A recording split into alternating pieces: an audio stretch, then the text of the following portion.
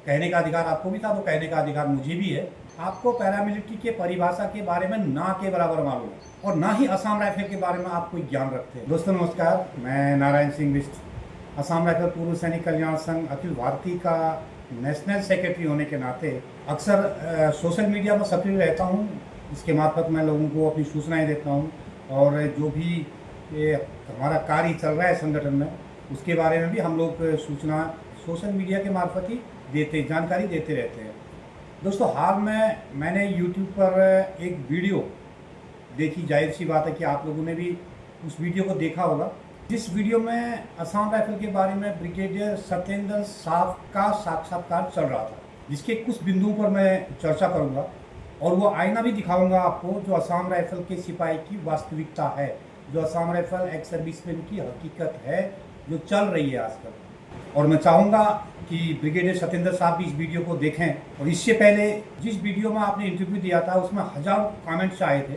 उन कमेंट्सों से आपको अंदाज़ा हो गया होगा कि असम राइफल के सैनिक क्या चाहते हैं और क्यों चाहते हैं। ये कमेंट्स करने वाले सिर्फ असम राइफल वाले थे साहब, जो वास्तविकता को जानते हैं और दोहरी कमांड की वजह से त्रस्त होकर बधुआ मजदूर की तरह बनकर रह गए हैं।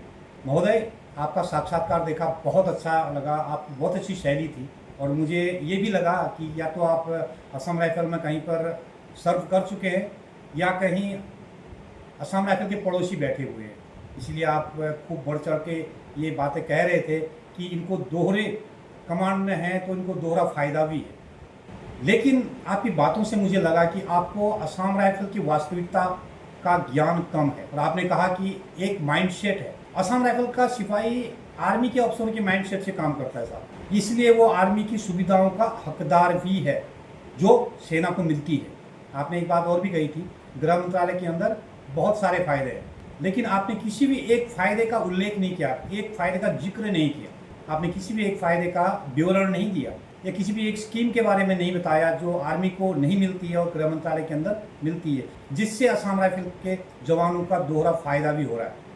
गृह मंत्रालय से भी ले रहा है और रक्षा मंत्रालय से भी ले रहा है, वो फायदे की विवेचना तो आपने करी नहीं साहब। और आपने एक बात और भी कही थी, आपने कहा था कि जितनी भी पैरामिलिट्री है होम मिनिस्ट्री के अंदर आती है, लेकिन आपने इस बात का विवरण नहीं दिया कि देश में कितनी पैरामिलिट्री फोर्स हैं जो गृह मंत्रालय के अंदर आती है, किस फोर्स को किस श्रेणी में रखा गया है, इसके बारे में भी आपने नहीं बताया। मुझे तो आपकी बातों से ऐसा लगा साहब, बुरा मत मानने का, सोशल मीडिया है, कहने का अधिकार आपको भी था तो कहने का अधिकार मुझे भी है। आपको पैरामिलिट्री के परिभाषा के बारे में ना के बराबर मालूम है और ना ही असम राइफल के बारे में आप कोई ज्ञान रखते हैं। अगर होता, असम राइफल के बारे में कुछ ज्ञान होता या पैरामिलिट्री के बारे में कुछ ज्ञान होता तो आप असम राइफल की तुलना CRPF, BSF, CISF, SSB जो अन्य फोर्स हैं CAPF की, उनके साथ की तुलना नहीं करते, क्योंकि असम राइफल आर्मी अफसरों के अधीन काम करती है और वो उसके लिए कोई फीस नहीं है। आर्मी में फीस है, अन्य CAPF में फीस है, लेकिन असम राइफल का सिपाही डे वन से, जब से असम राइफल में भर्ती होता है तब से वो नॉर्थ ईस्ट के जंगलों में CI करता है और रिटायरमेंट के आने के 24 घंटे पहले तक वो CI में तैनात ही रहता है, क्योंकि असम राइफल की जो डिप्लॉयमेंट है वो नॉर्थ ईस्ट में है। और आप सभी को मालूम होना चाहिए, अगर आपने सर्व किया असम राइफल में या नॉर्थ ईस्ट में, तो आपको पता होना चाहिए कि असम राइफल का कौन सा स्टेट पीस है। आप गृह मंत्रालय के अंदर आने वाली अन्य सुरक्षा बलों के साथ असम राइफल की तुलना कर रहे हैं, जो हर 2-3 साल में फील्ड से पीस और फील्ड में जाते हैं। कहीं कहीं तो ऐसे फील्ड भी मिल जाते हैं उनको जो पीस के समान होते हैं। आप BSF, CRPF, ITBP, CISF और SSB की श्रेणी में असम राइफल को रखते हैं तो साहब आपको इनकी ड्यूटी का भी सही विवरण देना चाहिए था, उसके बारे में भी आपने बताना चाहिए था साहब। अगर पैरामिलिट्री के डेफिनेशन के बारे में आपको पता करना है तो आप 11 जनवरी 1985 एंड 9 जनवरी 1991 का पत्र पढ़िए जो रक्षा मंत्रालय द्वारा 5 कमांडों को दिया गया था, जिसमें स्पष्ट लिखा है Assam rifle, special frontier force and Rashtriya rifle will only be called paramilitary force. तो साहब ये है असम राइफल की डेफिनेशन और पैरामिलिट्री की डेफिनेशन, उसमें से आप देख सकते हैं। हाँ, ब्रिगेडियर साहब ने अपनी बातों में सबसे बड़ी बात जो कही वो है कि फंड एलोकेशन में किसी भी तरह का रिस्ट्रिक्शन नहीं है। ये बहुत अच्छी बात कही आपने, बहुत बड़ी बात भी है ये।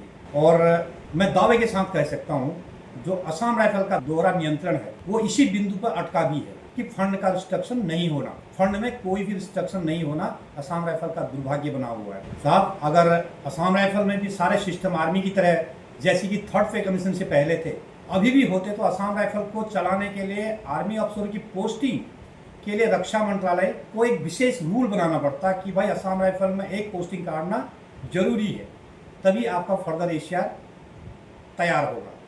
लेकिन आज ये स्थिति नहीं है। एक ही ऑफिसर 4 या 5 बार असम राइफल में आता है और सीएपीएफ करते करते चला जाता है, क्योंकि फंड में कोई रिस्ट्रक्शन नहीं है। जैसे कि सप्लाई फ्रेश 40 50 साल से एक ही कॉन्ट्रैक्टर बैठा हुआ है। बिल्डिंग बनाना, जंगलों में केएलपी बना दिया जिनमें कोई रहने वाला नहीं है, लेकिन अब गृह मंत्रालय का करोड़ों रुपये उस पर खर्च कर दिया गया। यूनिट का movement, CST hearing, building repairing, इस प्रकार के अनेक काम हैं जिनके लिए फंड में कोई रिस्ट्रक्शन नहीं है। अगर ये आर्मी की तरह किसी सिस्टम में होता तो मैं दावे के साथ कह सकता हूँ कि देश का बहुत सारा पैसा बचता। ये मैं इसलिए कह रहा हूँ साहब कि मैंने अपनी 28 साल की ज़िंदगी इन्फोटेक जो होती है 19 साल से लेकर 46-47 साल तक 28 साल नौकरी की है असम राइफल में, और वो हर पायदान देखा है मैंने जिसे लोगों ने असम राइफल के जवान के कंधे पर रखकर अपनी सफलता की सीढ़ी बनाई है। मैं इसलिए कह रहा हूँ कि मैंने 28 साल असम राइफल में नौकरी कर रखी है, उसका अनुभव है मुझे। साहब, आपने कहा था कि जवानों को बताया जा सकता है होम मिनिस्ट्री में होने के एडवांटेज क्या है।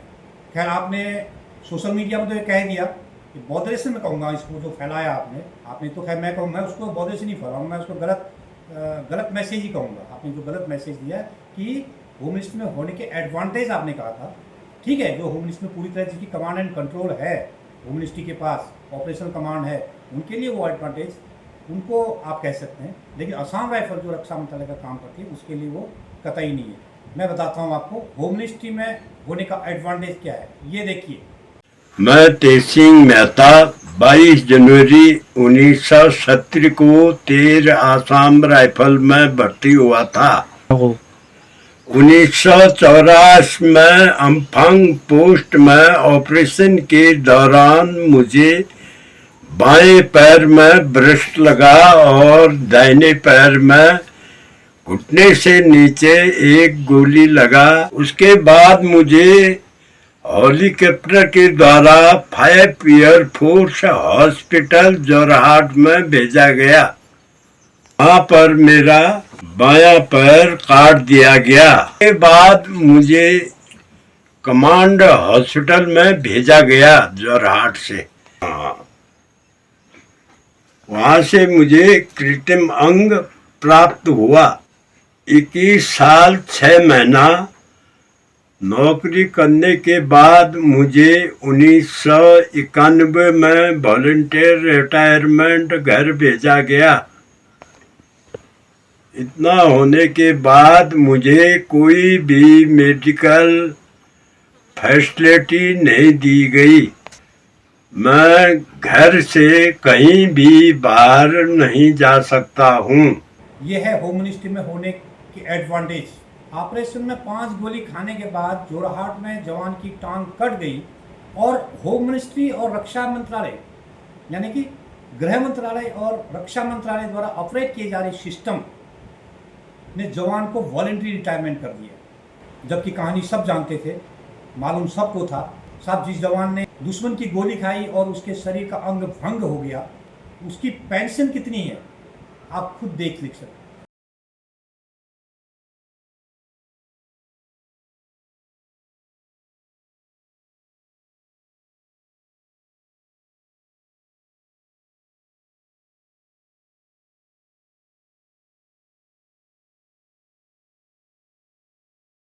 इस जमाने किसी आईपीएस या आईएएस के निर्देशों में दुश्मन से लड़ाई नहीं लड़ी है। इसलिए इस प्रकार के अनेक कष्टों और सरकार द्वारा किए जा रहे भेदभाव के कारण सूबेदार वीटी नायर ने असम राइफल पूर्व सैनिक कल्याण संघ का गठन किया और उन्होंने असम राइफल को सीएचडी की सुविधा दिलाई, अपने दम पर ईसीएचएस की सुविधा दिलाई। इन्हीं सब कारणों से दिल्ली उच्च न्यायालय में दोहरे नियंत्रण पर केस लंबित है। आपने जो इंटरव्यू दिया था बहुत अच्छा लगा मुझे। मैं समझता हूं कि एक बात आपने जवानों के बारे में जरूर करनी चाहिए थी कि असम राइफल को एक मंत्रालय के अंदर आना चाहिए। अगर सेना की तर्ज पे ड्यूटी ली जाती है तो इनको वो आर्मी की सभी सुविधाएं मिलनी चाहिए जो आर्मी के सैनिकों को मिलती है। अगर नहीं तो इसकी ऑपरेशनल कमांड भी अन्य CF की तरह IPS के हाथों में थमा देनी चाहिए। मैं राजेश साहब का भी धन्यवाद करना चाहूँगा जिन्होंने अपने तरीके से असम राइफल की आवाज़ आगे पहुँचाने की कोशिश की। आज के लिए इतना ही। बाकी अगली वीडियो में बताऊंगा कि असम राइफल में नौकरी करने के बाद असम राइफल की पीड़ा को समझने के बाद भी चंद आर्मी अफसरों के अलावा बाकी अफसर आगे क्यों नहीं आते। आज के लिए इतना ही। वीडियो देखने के लिए बहुत बहुत धन्यवाद आप लोगों का। जय हिंद, जय अरेवा, धन्यवाद, नमस्ते।